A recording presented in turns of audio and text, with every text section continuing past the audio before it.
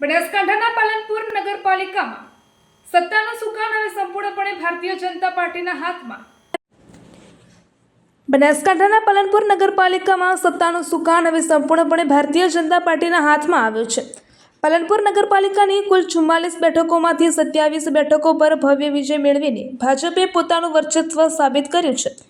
સત્તા સંભાળતા પહેલા ભાજપના ચૂંટાયેલા સભ્યો રાજકીય વ્યૂહરચનાના ભાગરૂપે છેલ્લા 3 દિવસથી એક ખાનગી રિસોર્ટમાં એકાંતવાસમાં હતા, જ્યાંથી તેઓ આજે સીધા સત્તા ગ્રહણ કરવા માટે પહોંચ્યા હતા. આજે યોજાયેલી મહત્વપૂર્ણ બેઠકમાં પાલનપુર નગરપાલિકાના નવા હોદ્દેદારોની જાહેરાત કરવામાં આવી છે, જેમાં પાલનપુર નગરપાલિકાના પ્રમુખ પદે સુનીતાબેન પટેલની વરણી કરવામાં આવી છે. આ સાથે જ ઉપપ્રમુખ તરીકે દશરથસિંહ સોલંકી અને કારોબારી ચેરમેન તરીકે નાગજીભાઈ દેસાઈની નિમણૂક કરવામાં આવી છે. ખાસ વાત એ છે કે ભાજપ શાસિત પાલનપુર નગરપાલિકામાં આ તમામ હોદ્દેદારોની વરણી સર્વાનુમતે કરવામાં આવી છે.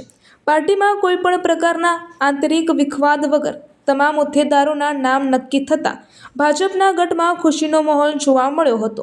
ભાજપના નિર્ણયથી સ્થાનિક સ્તરે સંગઠન એકજૂટ હોવાનો સંદેશ સ્પષ્ટપણે મળી રહ્યો છે. હવે જોવાનું એ રહેશે કે સુનીતાબેન પટેલના નેતૃત્વમાં પાલનપુર નગરપાલિકા શહેરના વિકાસ કાર્યોને કઈ ગતિ આપે છે અને લોકોની અપેક્ષાઓ પર કેટલા ખરા ઉતરે છે. આગામી સમયમાં પાલનપુરના રસ્તા, પાણી અને પ્રાથમિક સુવિધાઓ અંગે નવી બોડી શું નિર્ણય લે છે તેના પર સમગ્ર બનાસકાંઠા જિલ્લાની મીટ મંડાયેલી છે.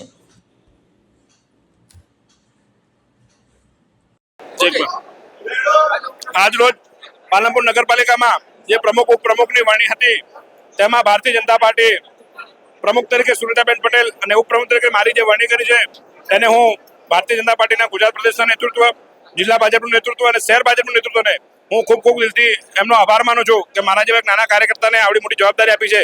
આવનારા સમયમાં પાલનપુર નગરપાલિકાના જે પણ વિકાસના કામો બાકી રહ્યા છે તેને અમે સૌ ટીમ પાલનપુર, ટીમ બીજેપી અને ટીમ પાલનપુર બની અને સૌ બધા જ કાર્યો અમે પૂરું કરશું. પહેલા તો હું ભારતીય જનતા પાર્ટીનો ખૂબ આભાર માનું છું કે મને પ્રમુખ તરીકે વરણી કરી છે અને સાથે અમારા ધારાસભ્ય અનિકેતભાઈનો, શહેર સંગઠન, જિલ્લા સંગઠનનો ખૂબ આભાર માનું છું કે અમને પ્રમુખ તરીકે જાહેર કર્યા છે અને વિકાસ